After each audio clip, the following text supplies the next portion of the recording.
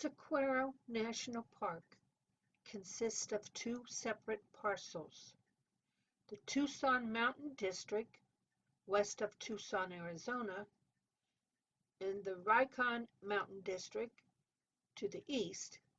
Tucson Mountain District covers about 25,000 acres, while the much larger Rincon Mountain District accounts for the balance of about 67,000 acres.